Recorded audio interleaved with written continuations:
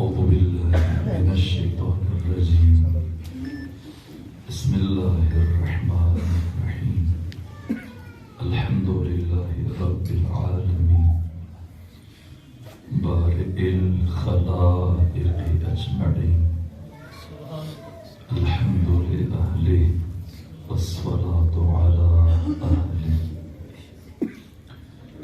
الصلاة والسلام على سيد الأنبياء والمرسلين العبد المؤيد الرسول المسدد المصطفى الأمجد الحبيب الأحمد النبي الأمي المكي المدني السراج المنير الكوكب الدري صاحب الوقار والسكينة المدفون بأرض مدينة سيدنا ونبينا وشفيع ذنوبنا وطبيب قلوبنا وحبيب نفوسنا ومولانا أبي القاسم محمد صل على محمد وآل محمد وأهل بيته الأطيبين الأطهرين الأنجبين المعصومين المظلومين ورحمة الله على أحبابهم وأصحابهم وشيرتهم ومحبيهم ومواليهم أجمعين ولعنة الله على أعدائهم ومنكري فضائلهم وغاصبي حقوقهم من جوع عداوتهم إلى الآن ومن الآن إلى قيام يوم الدين وبعد يوم الدين أما بعد فقد قال حق سبحانه وتعالى يا أحمد لولاك لما خلقت الأفلاك ولولا علي لما خلقتك ولولا فاطمة لما خلقتكما صلوات بجي خاندان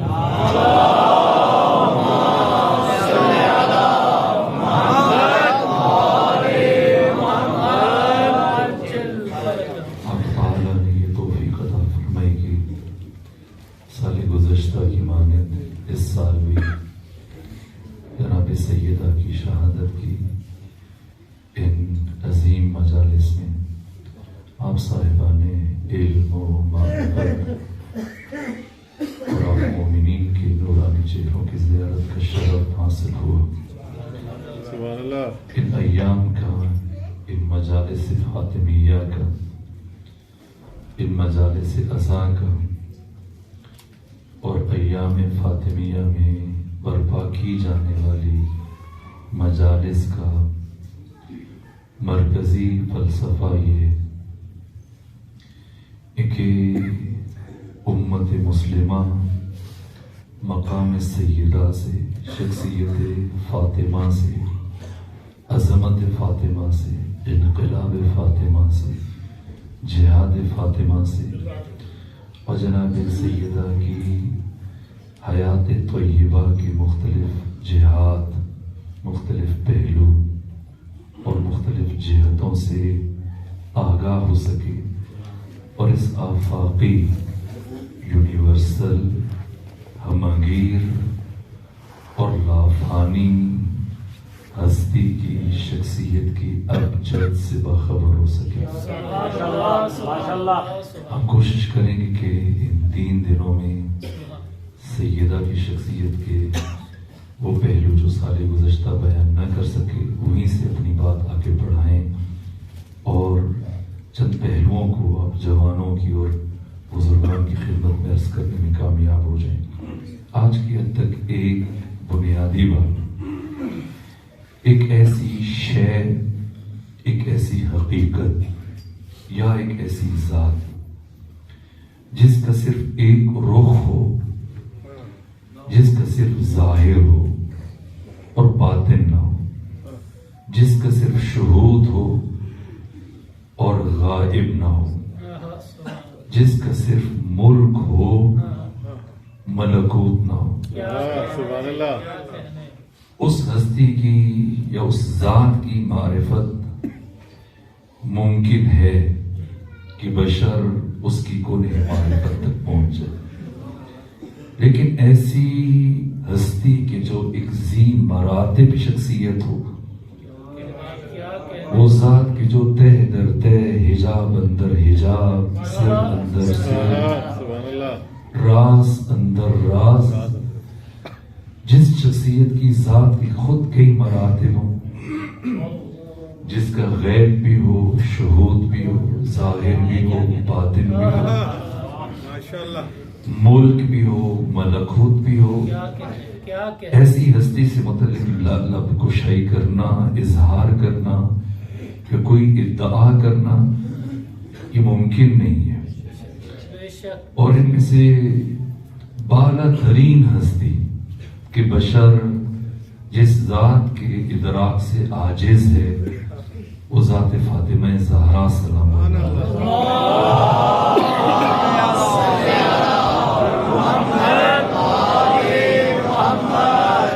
کیونکہ بشر ظاہر بین ہے.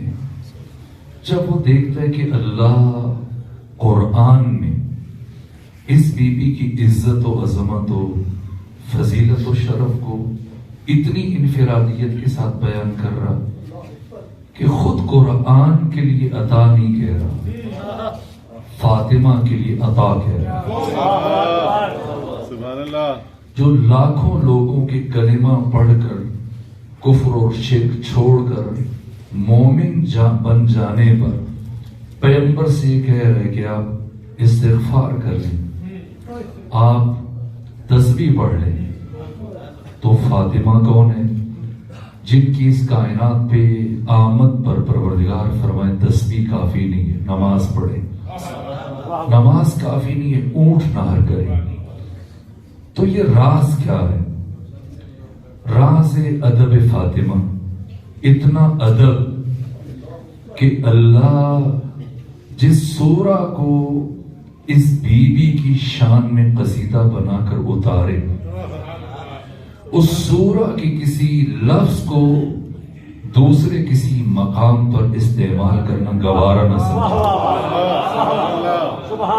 وہ فاطمہ زہرا کہ اگر دوسری سورہ کو اس ہستی کی کسی عمل پر، اس کی روٹیاں تقسیم کرنے پر قصیدہ قرار دے تو یہ ادب فاطمہ کی انتہا ہے کہ ہر جنت کی نعمت کو پروردگار جو پورے قرآن میں ٹکڑوں میں بیان کر رہا ہے اور اس سورہ میں ساری نعمتوں کو اکٹھے بیان کر رہا ہے، لیکن عجیب ہے اس ذات کا ادب، انتہائے ادب کہ ساری نعمتوں کو بیان کر کے ایک نعمت کا ذکر چھوڑ رہا ہے. کون سی نعمت؟ حور جنت. کیوں؟ ادب فاطمہ میں. تو یہ کتنی معظمہ بی بی ہے.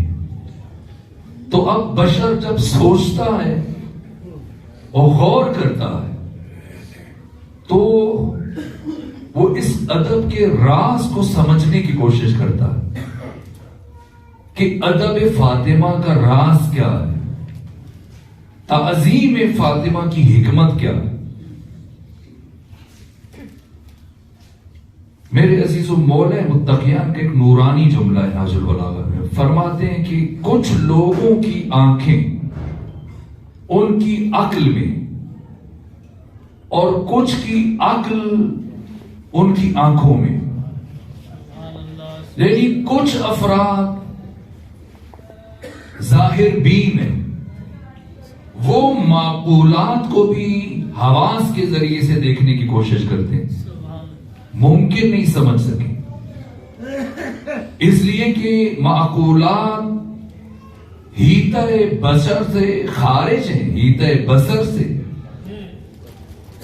آنکھ کے لیے معقولات قابل رویت نہیں، آنکھ کیا دیکھ سکتی ہے؟ یہ کائنات اٹی ہوئی ہے جواہر سے، لیکن جواہر فلسفی اعتبار سے اس آنکھ اور حواس کے لیے قابل رویت نہیں ہے، سرے سے۔ صرف اعراض کی 9 قسموں میں سے صرف کم اور کیف میں سے صرف رنگ اور روشنی، اور رنگ اور روشنی میں سے صرف اتنا حصہ جتنا ہوا سے خمسہ اور آنکھ کی رینج میں آ جائے، وہ اس کے لیے مجہول سے معلوم بن جائے گا۔ سبحان اللہ۔ تو وہ چند ظاہری چیزیں کہ جو اس کے حواس کی رینج میں آئیں، ان کی معرفت انسان حاصل نہیں کر سکتا، رسد کے جو اعراض سے ماورا ہیں، جو ذی مراتب ہستی، کون معرفت حاصل کرے؟ کون اس ادب کے راز کو سمجھے؟ کون تعظیم کے راز اور فلسفے کو سمجھے؟ قرآن ادب فاطمہ کی بار بار تعلیم دے رہا ہے، اللہ خود بشر کو سکھا رہا ہے ادب فاطمہ۔ اتنی مثالیں کہ اگر ہم مسلسل 3 دن فقط وہ مثالیں قرآن سے بیان کرتے رہیں، ان کا احساس ممکن نہیں۔ تو جب مفسر، دانشور، شاعر، ادیب، عالم، فقیہ، سوچنے والا ادب فاطمہ کا راز سمجھنے کی کوشش کرتا ہے، چونکہ ظاہر بین ہے اور اس کی نگاہ ظاہر کی حدوں سے زیادہ آگے نہیں بڑھ سکتی، تو لے دے کہ اس کو یہی راز سمجھنے میں آتا ہے اور یہی بیان کرتا ہے کہ فاطمہ کے ادب کا راز یہ ہے کہ وہ دختر رسالت ہے، وہ پیغمبر کی بیٹی ہے۔ فاطمہ کے ادب کی حکمت یہ ہے کہ فاطمہ دختر پیغمبر ہے، عوام بجائے خود 2 رکعتی ملا سے لے کر وہ مغز متفکر جسے اپنی دانش پر ناز ہے، جو خود اپنے تئیں باب خود شناسائی اپنا تعارف کرتے ہوئے کہتا ہے، یہ بندہ حشر سے پہلے قیامت کر نہ دے برپا۔ کون؟ اقبال۔ جب اقبال بھی مدح فاطمہ کا راز بیان کرنے کی کوشش کرتا ہے، ادب فاطمہ، مقام فاطمہ، عزت فاطمہ کا راز، حکمت اور فلسفہ، تو انہیں بھی یہی سمجھ میں آتا ہے۔ وہ کہتے ہیں کہ مریم از یک نسبت عیسیٰ عزیز، کہ مریم کیوں عزیز ہے؟ اس لیے کہ انہیں ایک نسبت ہے عیسیٰ کے ساتھ، لیکن فاطمہ زہرا ان کو 3 نسبتیں، یہ زوجہ ولایت ہے، یہ دختر نبوت ہے، یہ مادر امامت ہے۔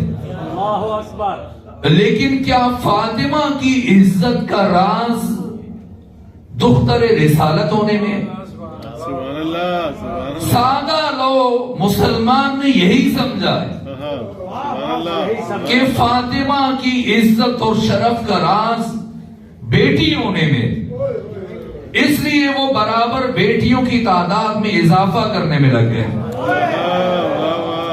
کہ 4 ہیں، نہ 4 سے بڑھ کر 40 پہ چلا جائے. فاطمہ زہرا کی برابری وہ 4 کیا اس ساری کائنات میں سے کوئی خاتون نہیں کر سکتی. کوئی خاتون نہ کوئی مرد بھی نہیں کر سکتا. مرد و زن، اہل علم، اہل دانش، اہل معرفت، اہل بصیرت، اہل شعور، دنیا کے فلسفی اور عقلاء اگر سب کے سب دانشور جمع ہو جائیں، سب مل کر عقل فاطمہ کی خاک پاک کو بھی نہیں چھو سکتے. ماشاءاللہ. جتنی فاطمہ زہرا کی مزید بہنیں بنائی جائیں گی اور جتنی پیغمبر کی بیٹیوں میں اضافہ کیا جائے گا، یہ تاثر دینے کے لیے کہ فاطمہ کا شرف بیٹی ہونے میں، اتنا زیادہ فاطمہ کا مقام ابھرتا چلا جائے گا. محمد صلوہ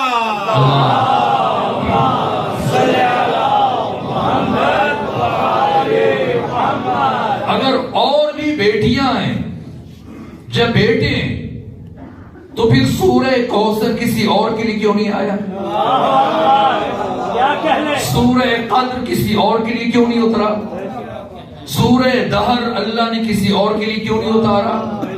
سورہ شمس، سورہ حل عطا، سورہ انسان، سورہ العادیات، آیت تطہیر، آیت مباہلہ، اگر فاطمہ کے علاوہ اور بھی ہیں تو کسا کے نیچے پیغمبر کے ساتھ ایک کیوں نظر آ رہی؟ اگر فاطمہ زہرا کے علاوہ اور بھی ہیں تو فاطمہ کے 2 بیٹے، باقی 3 نے کیوں ان سے ایک بیٹا بھی دنیا میں نہیں آیا؟ اس لیے کہ اگر وہ بیٹے بھی بنا دے، بیٹیاں بھی بنا دے، تو وہ زلفیں کہاں سے تھمائیں گے جنہیں پیغمبر مدینے کی گلیوں میں لے کے چلتے؟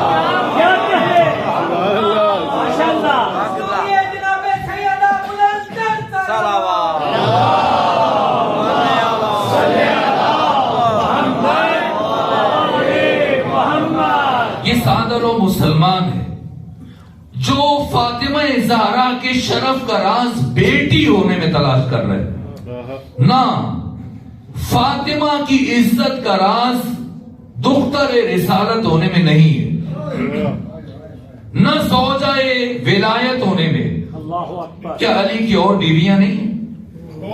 نہ فاطمہ کا راز زوجہ علی ہونے میں نہیں ہے.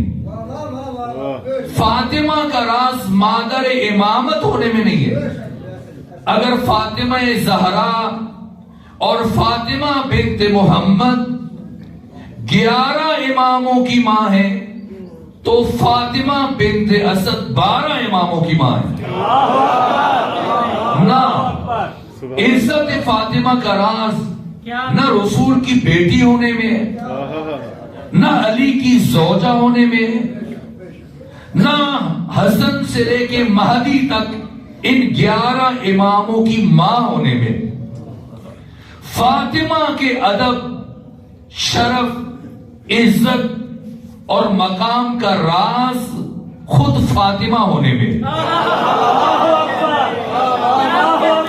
فاطمہ کی پہچان نہ نبی سے ہے، نہ علی سے ہے، نہ حسن حسین سے. فاطمہ زہرا کی پہچان خود فاطمہ ہونے میں. فاطمہ اپنے تعارف میں مستقل، اسی لیے قرآن فاطمہ زہرا کو لیلۃ القدر کہہ رہا.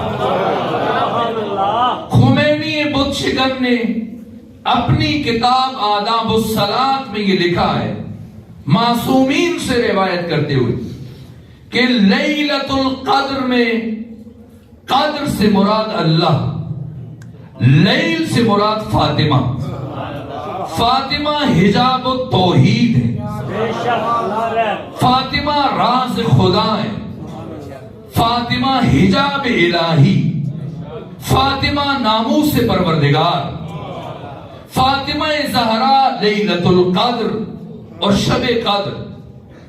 شب قدر میں اگر کوئی جاگ کر گزارے وہ تب بھی شب قدر ہے، سو کر گزارے تب بھی شب قدر ہے، ساری رات عبادت کرے وہ تب بھی لیلۃ القدر ہے، ساری رات ضائع کر دے وہ تب بھی لیلۃ القدر ہے، قرآن کھول کے سر پہ رکھے تب بھی لیلۃ القدر ہے، قرآن نہ رکھے تب بھی لیلۃ القدر ہے۔ اس کے قرآن نہ رکھنے سے، اس کے سوئے رہنے سے، اس کے عبادت نہ کرنے سے شب قدر کی اہمیت میں کوئی کمی نہیں آئے گی، اس کا شرف اپنی جگہ برقرار ہے۔ فاطمہ زہرا لیلۃ القدر ہے، ساری دنیا فاطمہ زہرا کی تعظیم میں جھک جائے، فاطمہ تب بھی فاطمہ ہے۔ کوئی فاطمہ زہرا کی حقانیت کو قبول نہ کرے، فاطمہ تب بھی فاطمہ ہے، فاطمہ راز خدا ہے، فاطمہ ناموس سے پروردگار ہے۔ اور اس بات کو امام ہفتم امام موسیٰ کاظم علیہ السلام نے فرمایا۔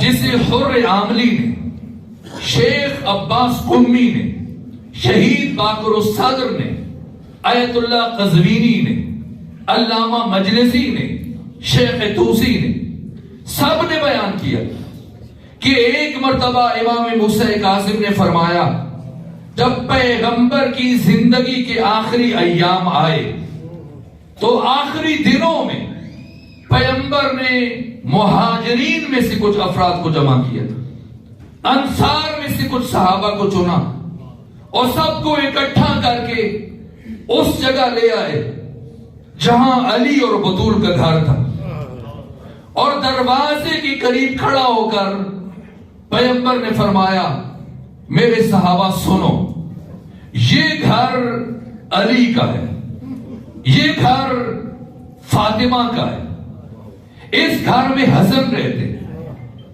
اس گھر میں حسین رہتے، حسن راز خدا ہے، حسین راز خدا ہے، فاطمہ راز خدا ہے، علی راز خدا ہے۔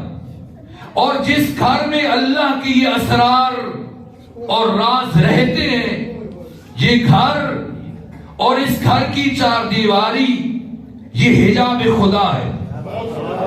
اس گھر کا دروازہ میرے گھر کا دروازہ ہے۔ اللہ اکبر۔ جس نے میری زندگی میں اس گھر کے اور دروازے کی حرمت کا خیال رکھا تو وہ ایسا ہے گویا اس نے میری موت کے بعد بھی اس دروازے کے گھر اور اس دروازے اور اس گھر کی حرمت کا خیال رکھا۔ اور اگر کسی نے میرے دنیا سے چلے جانے کے بعد اس گھر کی حرمت کو پامال کیا اور اس دروازے پر بے ادبی کی تو گویا اس نے میری زندگی میں اس دروازے کی حرمت کو پامال کیا۔ یہ گھر حجاب خدا ہے، خبردار کبھی حجاب خدا کو شکستہ نہ کرنا۔ اور اس کے بعد امام موسیٰ کاظم نے امامہ اتار کے اپنے سر پر ماتم کیا اور فرمایا واللہ حجاب خدا کو شکستہ کر دیا گیا۔ فاطمہ حجاب التوحید ہے، فاطمہ حجاب کبریاء ہے، فاطمہ راز خدا ہے، فاطمہ زہرا سر عظمی پروردگار۔ خوش نصیب ہے وہ افراد جو گھروں سے چل کر تمام مصروفیات کو چھوڑ کر صف اذا پر آئے، یہ عظیم توفیق ہے۔ خوش نصیب ہے وہ بزرگ جن کے آرام کا وقت ہے اور عید سفید ہے، وہ اپنا آرام اور بستر چھوڑ کر صف ازا میں امام زمانہ کو ان کی جدہ طاہرہ کا پرسہ دینے کے لیے. اس کا اثر ہمیں قیامت کے دن معلوم ہوگا.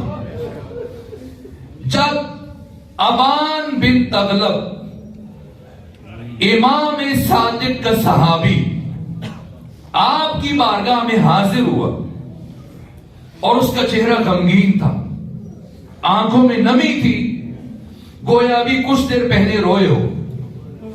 امام کے پاس بیٹھے خاموش ہیں.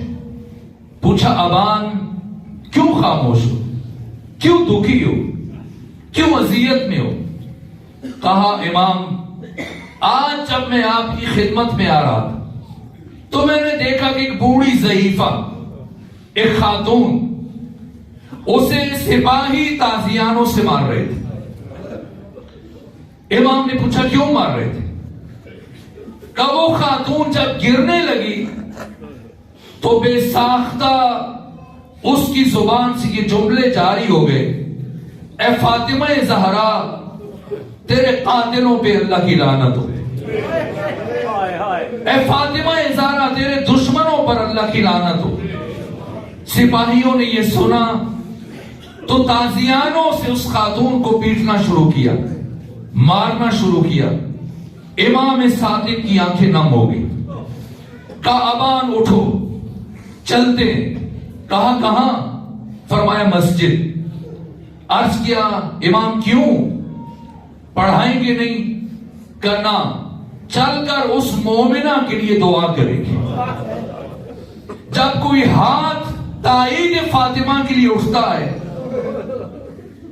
حق فاطمہ کے لیے بلند ہوتا ہے, اللہ خود امام کے ذریعے اس کی تائید کرتے ہیں. امام کے ہاتھ اس کے لیے دعا کے لیے اٹھتے ہیں. یہاں ابان نے کہا, چونکہ ابتدائی گفتگو ہے تمہیدی مرحلے میں یہ جملہ عرض کروں, آگے بڑھ جاؤں. ابان نے جب یہ اہتمام دیکھا کہ امام اپنی مصروفیت چھوڑ کر مسجد آئے, 2 رکعت نماز پڑھی اور صرف اس مومنہ کے حق میں دعا کرنے کے لیے, کہا اے امام کوئی ایسی بات سنائیں اگر میں اسے فاطمہ زہرا کی محبوں کو سناؤں تو وہ سن کر خوش ہو جائیں. کہ سنو ابان, اور فاطمہ کی محبوں تک اس بات کو پہنچانا. قیامت کے دن جب سارے مراحل کے بعد نبی زادی جنت کے دروازے پر جائیں گی اور خدا فرمائے گا اے خواتین جنت کی سردار, جنت آپ کی منتظر ہے, آپ جنت میں تشریف لے جائیے. تو اس لمحے میری دادی فاطمہ زہرا جنت کے دروازے پر رک جائیں گی اور خدا پوچھے گا میرے حبیب کی بیٹی آپ کیوں رک گئی, جنت میں تشریف لے جائیے, جنت آپ کی مشتاق ہے. تو اس لمحے میری دادی بارگاہ خدا میں یہ عرض کرے گی پروردگار دنیا میں تیرے نبی کی بیٹی کی حرمت کو نہ پہچانا گیا, اور بہت دیر تک میرے بابا کی دنیا سے رخصت ہونے کے بعد میرے بابا کی امت نے بہت دیر تک مجھے اپنے دربار میں کھڑے رکھا. اے پروردگار آج میں چاہتی ہوں کہ اہل محشر کے نزدیک میرے مقام کو روشن کر دے, ان پر میرے مقام کو عیاں کر دے. امام صادق فرماتے ہیں اے ابان اس لمحے اللہ فرمائے گا اے میرے حبیب کی بیٹی فاطمہ اہل محشر کے دلوں میں جھانکیے, جس جس دل میں آپ اور آپ کی اولاد کے لیے محبت پائی جاتی ہے میں آپ کو حق کے شفاعت دیتا ہوں, اسے اپنے ہمراہ جنت میں لے جائیے. یہ کون سا مقام ہے؟ میں نے پڑھا کئی روایتوں میں پڑھا جہاں ابراہیم جیسا نبی گھٹنوں کے بل چل رہا ہوگا اور نفسی نفسی پکار رہا ہوگا, ہر انسان کو اپنی پڑی ہوگی. اس مشکل ترین وقت میں شفاعت فاطمہ بی بی امام فرماتے ہیں جناب سیدہ اس طرح سے اپنے محبوں کو تمام اہل معاشر کے درمیان میں سے انتخاب کرے گی جیسے ایک پرندہ ناقص دانوں کے بیچ میں سے سالم دانے چن لیتا ہے۔ واہ واہ۔ اس کے بعد جناب سیدہ پھر اپنے مقام پر رکیں گے اور خدا پوچھے گا اے میرے حبیب کی بیٹی اب آپ تشریف لے جائیں، جنت انتظار میں ہے، آپ کیوں نہیں جا رہی؟ اور بی بی کہیں گی اے پروردگار مجھے بہت دکھ ہے، جس طرح سے میری حرمت کو تیرے نبی کی امت نے پائمال کیا، میں چاہتی ہوں آج کما حقہ میرا مقام اہل معاشر پر عیاں ہو جائے۔ تو اس میں خدا فرمائے گا میرے حبیب کی بیٹی دوبارہ اہل معاشر کے دلوں میں جھانکیے۔ یہ بات بہت اہم ہے جس کے لیے اس روایت کو عرض کرنے کی زحمت دے رہا ہوں۔ دوبارہ اہل معاشر کے دلوں میں جھانکیے، اگر ان باقی بچ جانے والے افراد میں سے کسی نے آپ کے محب کو یا آپ کے بیٹے کے عزادار کو کبھی پانی پلایا ہو، کبھی کھانا کھلایا ہو، کبھی نیا لباس لے کے دیا ہو، یا کبھی اس کی غیبت کو رد کیا ہو کہ اس کی غیبت نہ کرو وہ فاطمہ کا ماننے والا ہے، اس کی غیبت نہ کرو وہ فاطمہ کے بچوں کا محب ہے، تو اے فاطمہ میں آپ کو حق شفاعت دیتا ہوں، اسے بھی اپنے ہمراہ لے جائیے۔ فاطمہ حقیقت ناشناختہ ہے، فاطمہ کا شرف فاطمہ ہونے میں، بیٹی ہونا آپ کا تعارف نہیں، زوجہ علی ہونا آپ کا تعارف نہیں، مادر حسنین ہونا آپ کا تعارف نہیں، فاطمہ کا تعارف فاطمہ ہونے میں۔ اسی لیے میں نے اس حدیث قدسی کو ان ایام کے لیے موضوع سخن قرار دیا، جس میں اللہ فرما رہا ہے یا احمدو لولاک لما خلقت الافلاک، اے محمد مصطفیٰ اگر تیری تخلیق مقصود نہ ہوتی میں اس کائنات کو نہ بناتا، اور اے محمد لولا علی لما خلقتک، اگر علی کی تخلیق مقصود نہ ہوتی میں آپ کو نہ بناتا، وَلَوْلَا فَاطِمَةُ لَمَا خَلَقْتُكُمَا، اور اگر فاطمہ کو اس کائنات میں بھیجنا میرا مقصد نہ ہوتا میں تم دونوں کو خلق نہ کرتا۔ آج سے چند سال پہلے ملتان سے ایک خطیب نے، جو اب اس دنیا میں نہیں، لاہور میں یہی روایت پڑھی تو کچھ نام نہاد علماء کرام کہوں یا علماء کرائم کہوں، انہوں نے ہائی کورٹ میں کیس دائر کیا اور کہا یہ پیغمبر کی توہین کی کہ فاطمہ کو پیغمبر و علی سے افضل قرار دیا اور علی کو پیغمبر سے۔ لیکن آپ کے اسلام آباد کی علماء نے ایک بڑی دینی درسگاہ، یہاں جامعۃ الکوثر کی ایک بڑی علمی شخصیت نے جب حوالے پیش کیے تو وہ اپنا کیس واپس لینے پر مجبور ہو گئے۔ یہ روایت معتبر ترین روایات میں سے آیت اللہ میر جہانی اصفہانی نے صرف اس حدیث قدسی کی سند پر پوری کتاب تعریف کی اور فرمایا کہ اس کی سند ہر طرح کی شک و ریب سے ماورا ہے، ہر طرح کی شک و ریب سے بالاتر ہے۔ مشکل کیوں ہوتی ہے؟ اس لیے کہ جو ہمارا طرز تفکر اور سوچنے کا انداز ہے، ہماری سماجی اور معاشرتی کیفیتیں اور ہمارے سماجی رویے، اس حدیث قدسی کو سننے کے فوراً بعد ہم تقابل شروع کر دیتے ہیں، اچھا علی محمد سے افضل، فاطمہ دونوں سے افضل؟ نہ، اس حدیث قدسی میں افضلیت کو نہیں بتایا جا رہا، مقصدیت کو بتایا جا رہا ہے۔ اللہ اگر پیغمبر کو، اللہ اگر اس کائنات کو بنائے اور اس کائنات کے کمال کے لیے پیغمبر کو نہ بھیجے تو مقصد تخلیق کائنات ضائع ہو جائے گا، اس لیے کہ مقصد تخلیق ہستی اسے کمال تک لے کے جانا ہے، اور وہ ذات جو اس کائنات کو باکمال بنا سکتی ہے صرف ذات مصطفیٰ ہے۔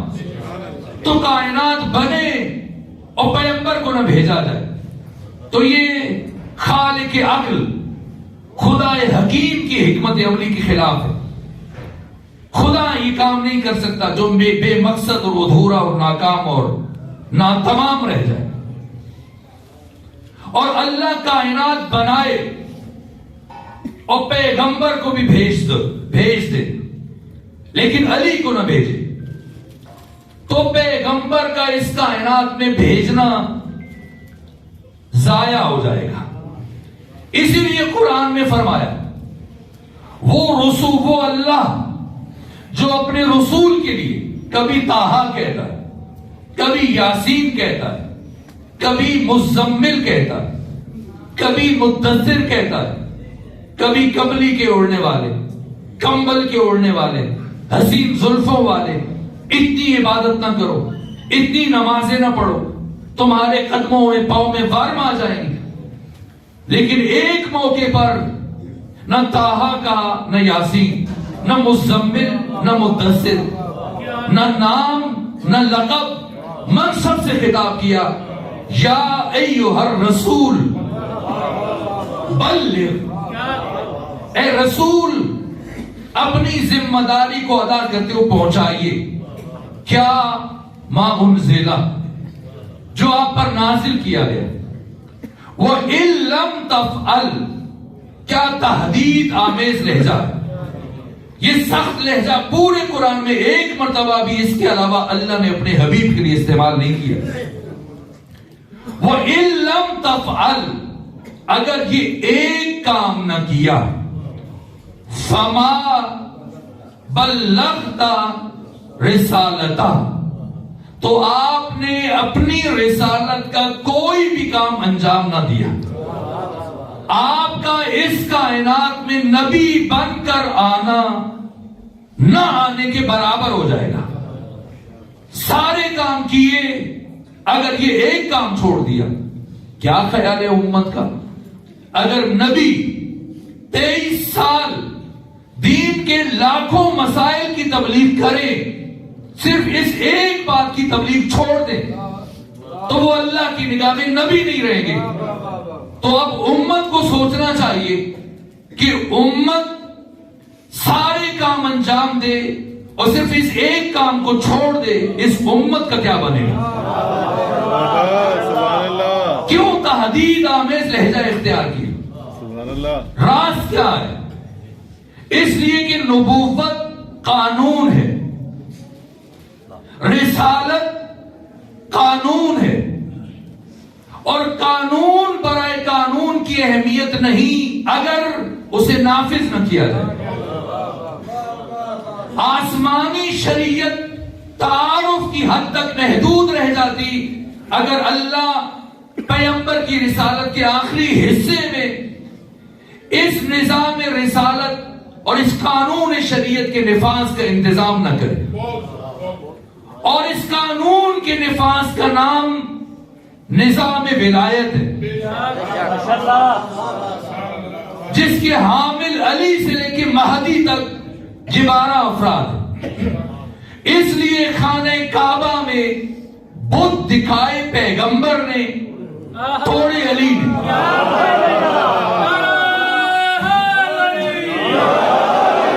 اس لیے کہ پیغمبر کا کام، پیغمبر اس شریعت کا تعارف کریں گے، اس کا نفاذ امامت کے ذمے، ولایت کے ذمے، ولایت قانون الہیہ کے نفاذ کا انتظام۔ اور جب یہی نظام ولایت خطرے میں آ جائے، اور اسے اپنے مسیر سے ہٹا دیا جائے تو اب مشکل یہ ہے کہ 1,24,000 نبیوں کی ساری محنتیں ضائع ہو جائیں، ضائع ہو جائیں۔ نبوتوں اور رسالتوں کا محافظ نظام ولایت، لیکن خود نظام ولایت جب محرز خطر میں آ جائے اسے کون بچائے؟ کون بچائے؟ جب خلافت کو اس کے مسیر سے ہٹا دیا گیا اور سقیفے میں غدیر کو بھلا دیا گیا، تو اس حالت میں کون ہو جو حق کا دفاع کرے، جو قیامت تک آنے والے باشعور انسانوں تک پیغام غدیر پہنچائے؟ کس کا لہجہ اتنا رسا ہے، کس کی آواز اتنی دور رس ہے، کس کی شخصیت اتنی مضبوط ہے جس کی آواز کو دبایا نہیں جا سکتا؟ انصار وہ قریش کی وقتی منطق کے آگے سرنگوں ہو گئے۔ عبد الفتاح عبد المقصود نے، معاصر اہل سنت عالم نے اپنی کتاب میں بیعت کا احوال لکھا کہ لوگوں کی کجروی اور عوام کی سادہ لوہی کے باعث اس جلدی میں کچھ مغرض افراد نے مسلمانوں کی اس غفلت کا فائدہ اٹھایا اور ایک شخص کو منصب کے لیے منتخب کیا گیا، اور پھر خلیفہ کے من پسند افراد نے اسے ساتھ لیا، اس کے کندھوں پر ہاتھ رکھے اور اسے مدینے کی گلیوں میں گھمانا شروع کیا، اور جو فرد سامنے آ رہا تھا اس کا ہاتھ کھینچ کر خلیفہ کے ہاتھ پر رکھ دیا جاتا کہ یہ نوزاد خلیفہ ہے، اس کی بیعت کرو، اور جب وہ ہاتھ رکھ لیتا تو اس کے بعد اس سے کہا جاتا کہ تم نے بغیر جبر و اکراہ خلیفہ کی بیعت کی، اب بیعت شکنی کے مسئلے میں محتاط رہنا۔ اس طرح سے جو بیعت لی گئی، انصار خاموش ہے، جب ہاتھ پہ ہاتھ رکھ دیا اب بات نہیں کر سکتے۔ مہاجرین خاموش ہے۔ سب سے بڑا فائدہ جو ان 3 افراد کو سقیفے جانے کا ہوا، جس کا حوال میں نے سال گزشتہ بیان کیا، وہ یہ تھا کہ ایک تو انصار کا زور ٹوٹ گیا، اور اگر وہ علی کی حمایت کر سکتے تھے تو ہاتھ پر ہاتھ رکھنے کے بعد اب محروم رہ گئے، اور ان کے آپس میں 2 دھڑے بن گئے، اور مہاجرین جب ان تک انصار کی کارروائی پہنچی تو انہیں یہ احساس ہوا کہ خدا کا شکر کہ ہم میں سے یہ 3 افراد پہنچ گئے، اگر نہ پہنچتے تو انصار خلیفہ منتخب کر لیتے اور ہم محروم رہ جاتے۔ تو مہاجرین ان 3 افراد کو، خصوصاً ایک فرد کو اپنا محسن خیال کرنے لگے، اور یہ فائدہ ان افراد کو اس کے علاوہ کبھی حاصل نہ ہو سکتا۔ اس صورتحال سے، اچانک بننے والی صورتحال سے انہوں نے بہترین فائدہ اٹھایا،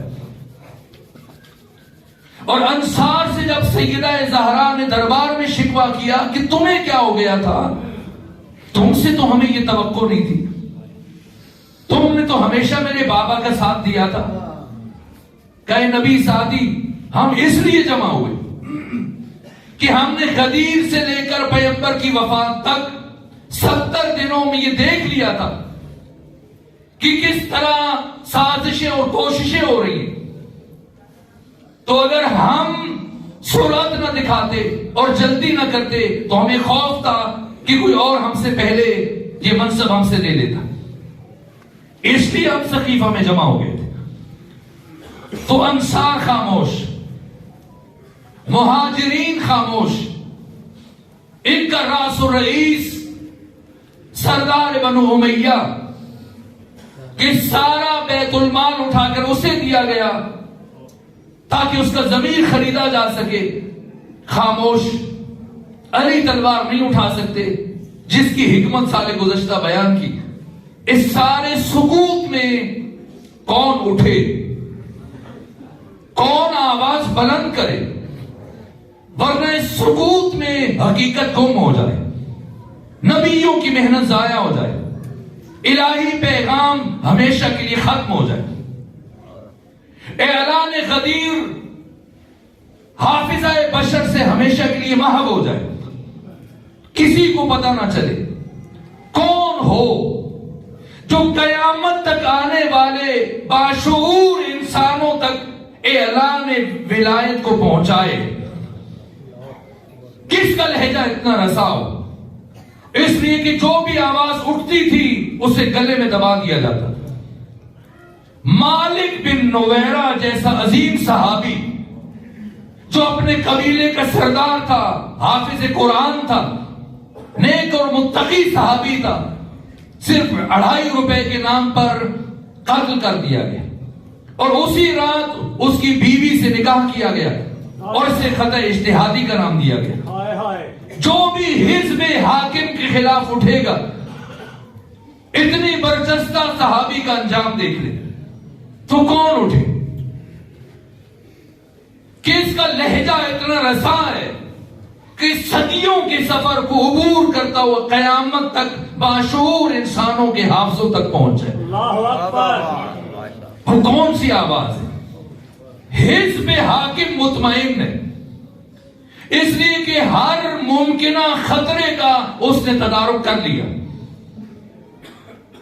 ذہنی طور پر اسے پتا تھا انصار مقابلے کے لیے اٹھ سکتے ہیں، اس نے طے کر لیا کہ انصار سے کیسے نمٹنا ہے، بنو امیہ کو کیسے خاموش کرنا ہے، مہاجرین کو کیسے ساتھ پہ لانا ہے، علی تلوار نہیں اٹھائیں گے۔ حزب حاکم نے ہر ممکنہ خطرے کی چارہ جوئی کا انتظام کر رکھا تھا، مطمئن تھے کہ ہمیں کوئی بڑی مشکل پیش نہیں آئے گی، لیکن ان کے وہم و گمان میں بھی نہیں تھا کہ خود نبی زادی بھی اپنے گھر سے اس مارکے کے لیے مسجد تک چل کے آ سکتی ہے۔ اللہ اکبر۔ یہ آواز اتنی قوی تھی اور یہ شخصیت اتنی بڑی تھی کہ حزب حاکم کے وہم و گمان میں بھی نہیں تھا، اور جس طرح سے تمام تر سازشوں پر جناب سیدہ نے وہ شمشیر اٹھائی، علی کی 83 جنگیں ایک طرف، جو جنگ فاطمہ لڑ کے چلی گئی وہ کائنات انسانی میں بے مثال ہے، علیم النذیر ہے۔ کیا کیا فاطمہ نے؟ فاطمہ حزب حاکم کے گھر بھی جا سکتی تھی، اگر فتح چاہیے تو دربار کیوں جا رہی؟ گھر جائیں، خلیفہ کے گھر جائیں۔ فاطمہ کی اتنی عزت ہے، اتنی شخصیت ہے، اتنا مقام ہے، خلیفہ کو گھر بلائیں، یا خلیفہ کے گھر چلی جائیں، یا اسے بلا لیں، یا کسی دوسرے موقع پر جب زیادہ افراد نہ ہو تب ملاقات کر لیں۔ لیکن یہ حکمت فاطمہ ہے، سبحان اللہ، یہ انداز بصیرت فاطمہ ہے کہ فاطمہ زہرا نے ایک خاص وقت کو اپنے جہاد کے لیے منتخب کیا۔ کب؟ جب مسجد نبوی کھچا کھچ مسلمانوں سے بھری تھی، اصحاب جمع تھے، فاطمہ زہرا گھر سے مسجد کی طرف چلی۔ وہ دروازہ جو مسجد نبوی میں کھلتا تھا، اگر فاطمہ اس دروازے سے جائے تو 1 قدم کا فاصلہ ہے، لیکن آج فاطمہ اس دروازے سے نہیں جا رہا، آج دوسرے دروازے سے گلیوں سے گزرتی ہوئی مسجد نبوی کے مرکزی دروازے سے داخل ہو رہی ہے۔ کیوں؟ جو فاطمہ اپنے بابا سے یہ کہتی تھی کہ میری زندگی کی سب سے بڑی خواہش ہے کہ کوئی نامحرم مجھے نہ دیکھے، نہ میں کسی نامحرم کو دیکھوں، آج وہی فاطمہ چاہتی ہے سب کو پتا چل جائے کہ نبی زادی زندگی میں پہلی مرتبہ اس حالت میں گھر سے دربار آئی، اور پھر کھڑے ہو کر جو خطبہ دیا، اتنی دیر کھڑی رہی، کم از کم 3 گھنٹے، کہ فاطمہ زہرا کے پاؤں میں ور مارے اور خطبہ دیا، ایسا خطبہ جس کی مثال تاریخ انسانی میں نہیں ملتی. یہاں تک کہ ڈاکٹر عائشہ بنت الشادی مصر کی اہل سنت خاتون بلاغات النساء کے مقدمے میں لکھتی ہیں کہ شارح ناج البلاغہ اہل سنت عالم ابن ابی الحدید معتزلی نے جب خطبہ فاطمہ کو ایک معاصر عالم کے سامنے پڑھا، سنایا اور پھر دیا کہ تفصیل سے مطالعہ کرنا، تو اس عالم نے ابن ابی الحدید کو جواب دیا کہ یہ کلام فاطمہ کو نہیں ہو سکتا. کیسے ممکن ہے ایک 18 سال کی خاتون اتنا بلیغ خطبہ دے سکے جس سے رنگ قرآنی چھلک رہا ہے؟ اللہ اکبر. مجھے لگتا ہے یا تو یہ کلام علی کا ہے یا علی نے کئی دن فاطمہ زہرا کو یہ خطبہ تیار کروایا. اور علی جانتے تھے کہ کبھی کوئی انسان ایسی سوچ کا اظہار کر سکتا ہے نبی زادی سے متعلق، اسی لیے پہلے سے تاریخوں میں محفوظ کروایا. فاطمہ کو پہچانوانے کے لیے علی گھر میں داخل ہوئے، فاطمہ کو سلام کیا اور سلام کے بعد کہا اے نبی زادی، میرا جی چاہتا ہے یہ حقیقت پہنچانے کے لیے واہ واہ. یہ علی مشکل کشا، سبحان کائنات کا ایسا مشکل کشا جس نے 1400 سال پہلے آج کی ہر مشکل اور قیامت تک آنے والی مشکلوں کو بھی بیان کیا، ان کا حل بھی بیان کیا. سبحان اللہ. علی جانتے تھے کہ کسی کے ذہن میں یہ بات آ سکتی، اس لیے بڑے علماء نے اس بات کو نقل کیا. ابو جعفر یعقوب کلینی نے، شیخ توسی نے، علامہ مجلسی نے، ایت اللہ قزوینی نے اور بڑے علماء اور فقہاء اور مجتہدین نے گھر میں داخل ہوئے، فاطمہ کو سلام کیا اور سلام کے بعد فرمایا اے نبی زادی، میرا جی چاہتا ہے آپ میرے پاس بیٹھے تاکہ میں آپ کو اس کائنات کے اسرار، رموز، علوم، معارف منتقل کروں، سکھاؤں. فاطمہ اٹھی، عرض کیا اے علی، آپ میرے شوہر ہیں، آپ میرے امام ہیں، آپ ولی خدا ہیں، آپ مفترض الطاعہ ہیں. اللہ نے آپ کی اطاعت کو مجھ پر واجب قرار دیا. اگر آپ فرمائیں گے اور سنائیں گے فاطمہ سن لے گی، لیکن اگر آپ فاطمہ کو اجازت دیں تو جو آپ فاطمہ کو سنانا چاہتے ہیں فاطمہ آپ کو سنا دیتی ہے. فاطمہ علم خدا کا مظہر. اسی لیے جب خطبہ شروع کیا 4 لفظ استعمال کیے، کچھ دیر گریہ کیا، پھر خطبہ شروع کیا اور 4 الگ لفظ، حمد کا لفظ، شکر کا لفظ، ثنا کا لفظ اور الگ الگ معانی میں. پہلے فرمایا الحمد للہ علی ما انعم وَلَهُ الشُّكْرُ عَلَى مَا أَلْهَمَ. یہ عجیب کلمات ہیں. ظاہر ہے کہ ان کی شرح کے لیے وقت چاہیے. اب رک رہا ہوں، گفتگو ختم کر رہا ہوں چونکہ وقت زیادہ ہوا. فاطمہ پلٹی، ایک خطبے میں 63 آیتیں پڑھی. جو خطبہ خواتین کے سامنے پڑھا اس میں 9 آیتیں. جو خطبہ انصار اور مہاجرین کے سامنے 3 گھنٹوں میں پڑھا اس میں 63 آیتیں. اور اگر آپ خطبہ فاطمہ پڑھیں، وسط میں آیتیں پڑھیں، ہم آیت بیان کرتے ہیں، آیت کا نمبر بتاتے ہیں، سورہ بتاتے ہیں، بات ہماری الگ ہوتی ہے. قرآن کی آیت الگ، واضح، بہت روشن، لیکن یہ کلام فاطمہ کی بلاغت ہے. 63 آیتیں یوں پرو دی اپنے کلام میں، یوں سمو دی اپنی گفتگو میں کہ اگر کوئی قرآن نہ جانتا ہو الگ سے تو وہ فرق معلوم نہیں کر پائے گا کہ کون سا کلام خدا ہے، کون سا کلام فاطمہ ہے. اتنا بلیغ خطبہ، کیا کیا مراحل بیان کیے میں اشارے کروں گا.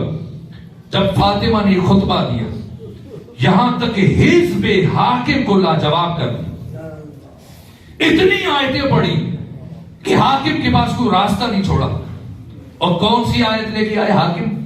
اب حدیث پڑھی، نحنو معاشر الانبیاء لا نورث ولا نورث.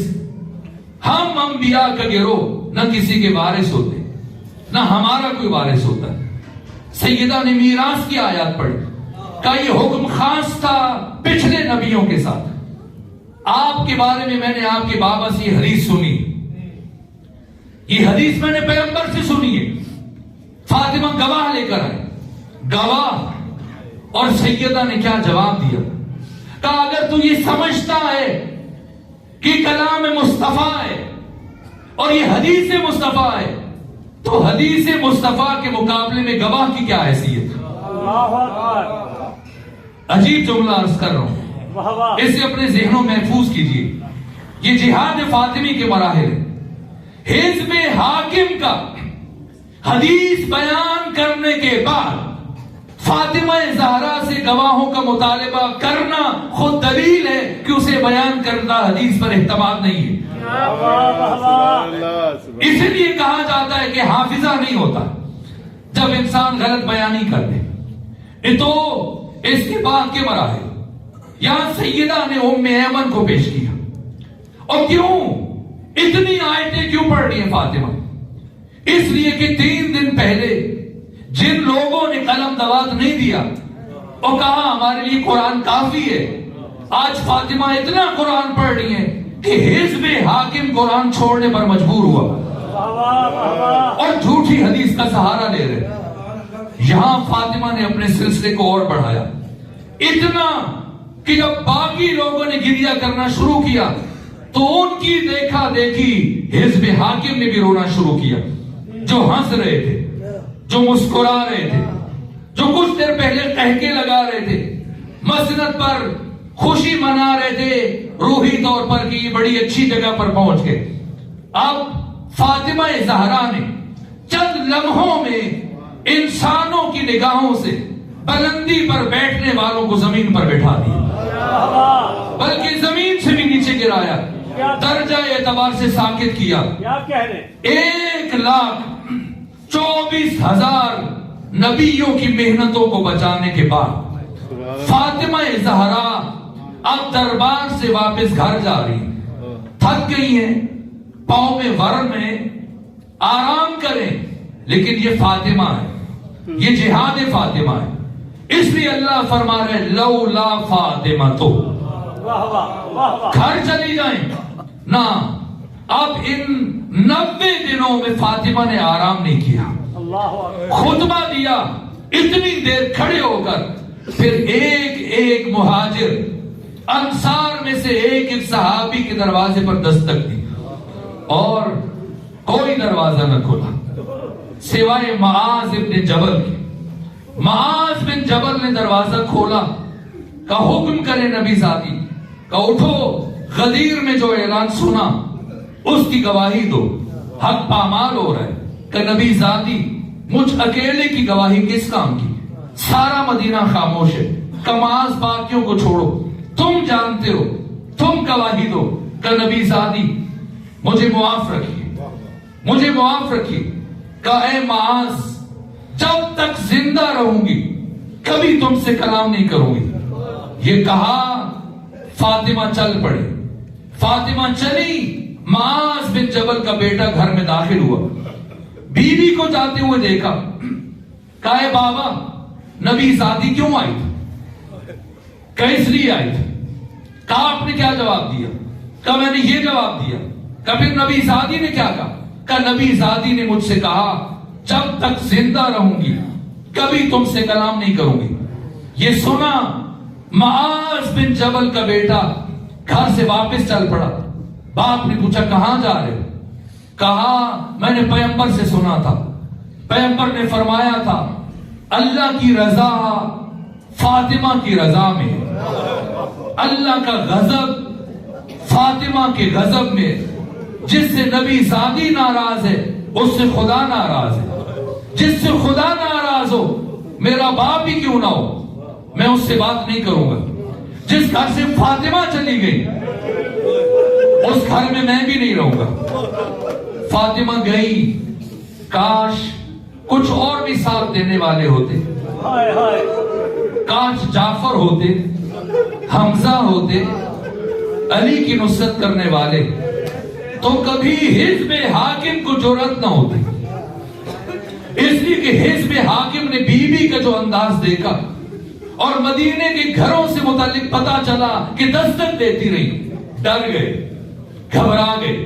اتنی کوشش سے جس مسند کو حاصل کیا، اگر فاطمہ نے جہاد جاری رکھا یہ مسند ہم سے چھین لی جائے گی۔ اب اپنی مسند کو بچانے کے لیے حزب حاکم نے 50 افراد کو شامل کیا، ڈنڈے اٹھائے، لکڑیاں اٹھائیں، تلواریں اٹھائیں، جلانے کا سامان اٹھایا۔ میرے عزیزوں، میں آج رک رک کر اطمینان سے اس لیے پڑھ رہا تھا کہ کوئی بات ضائع نہ چلی جائے۔ ان مجلسوں کے انعقاد کا مقصد یہ ہے، ایام فاطمیہ میں ہم اپنی نسلوں تک اس پیغام کو منتقل کرنا چاہتے ہیں کہ نبی ذاتی جھوٹ نہیں بول رہی تھی۔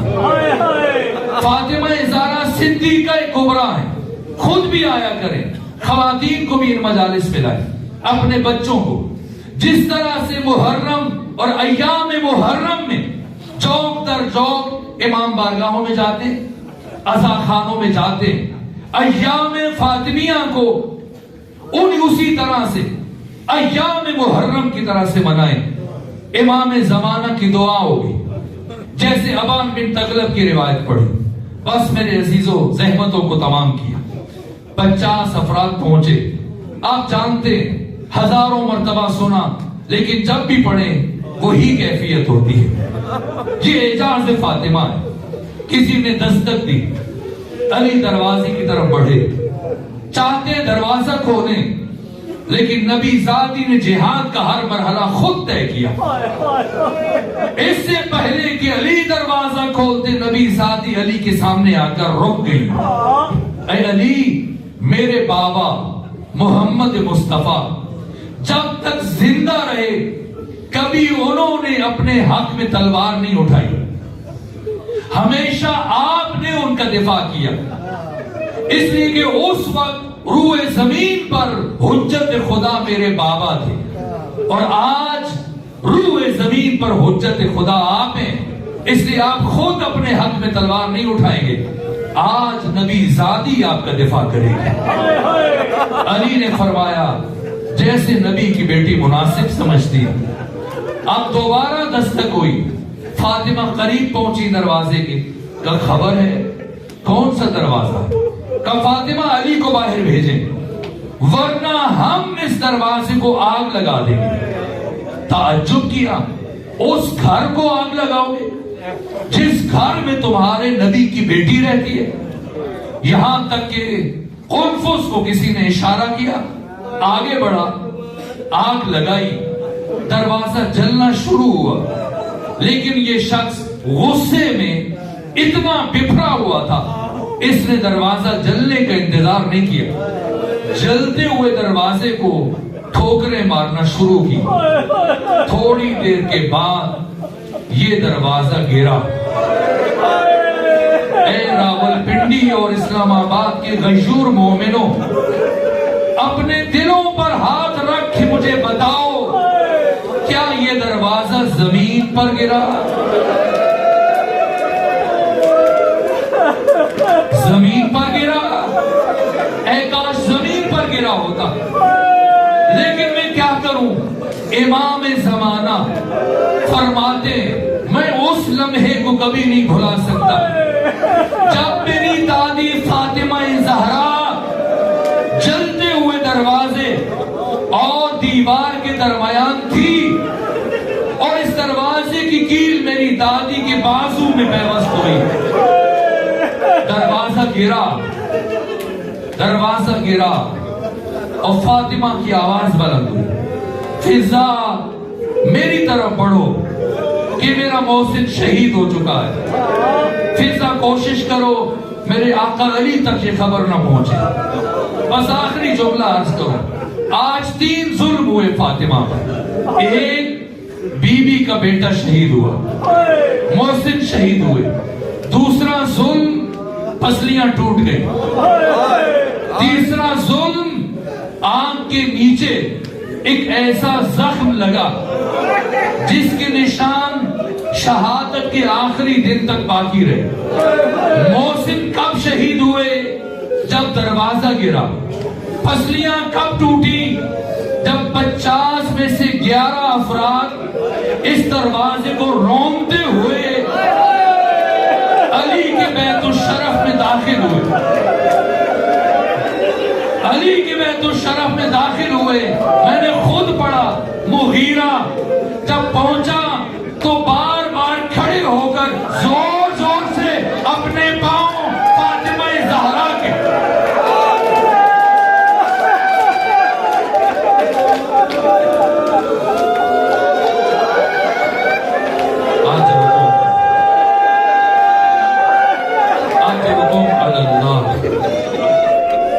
اجرکم علی الفاطمہ،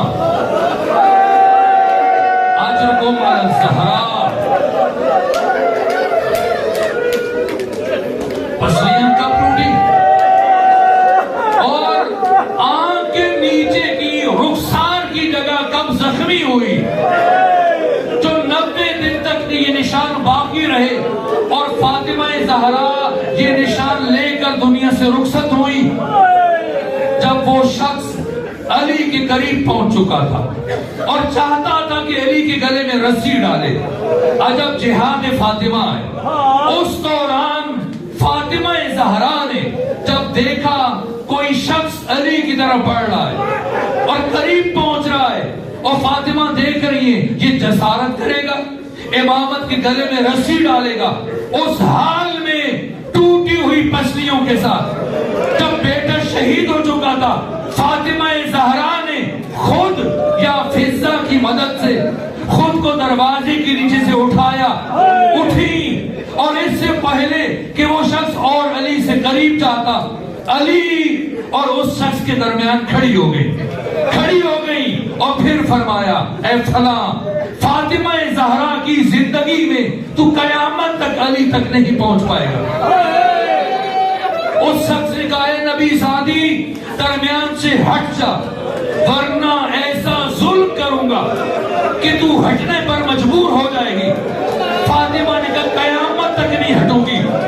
سنیں گے اس شخص نے ایک مرتبہ اپنے بازو کو، اے کاش یہ بازو ٹوٹ جاتا، بلند کیا اور ہوا میں بلند کرنے کے بعد اس زور سے فاطمہ زہرا کے رخسار پر مارا۔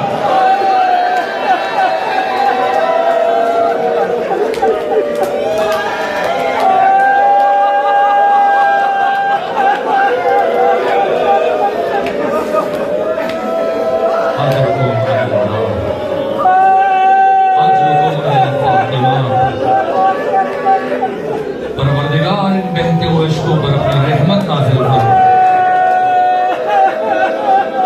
پروردگار نبی زادی کی صداقت کی تائید میں جو آوازیں بلند ہو رہی ہیں ان آوازوں پہ اپنی رحمت نازل فرما۔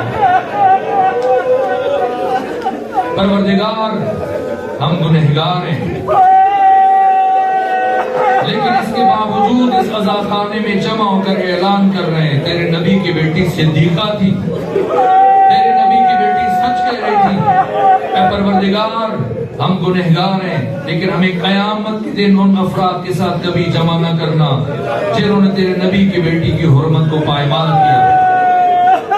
پروردگار ہم سب کو شفاعت فاطمہ زہرا نصیب فرما، ہمارے آباء و اجداد کو شفاعت سیدہ عطا فرما، ہمارے گناہوں سے درگزر فرما، ہمارے والدین کے گناہوں کو معاف فرما، ہم سب کو نعمت تقوی عطا فرما، جو مومن بیمار ہیں انہیں شفا عطا فرما، جو تنگ دست ہیں ان کی تنگ دستی دور فرما، جو پریشان حال ہیں ان کی پریشانیوں کو دور فرما، جو بے اولاد ہیں انہیں اولاد عطا فرما، جو رحلت کر گئے انہیں جوار معصومین میں جگہ عطا فرما، امام زمانہ کے سپاہیوں کی حفاظت فرما، بالخصوص امام زمانہ کے وہ سپاہی جو شام میں ثانی زہرا اور سکینہ بنت الحسین کے روزوں کے دفاع میں شب و روز مصروف رہتے ہیں، ان کی حفاظت فرما، ان کے دشمنوں کو نابود فرما، ہمیں بھی آقا کا سپاہی بننے کی توفیق عطا فرما۔ رحم اللہ من قرأ الفاتحہ۔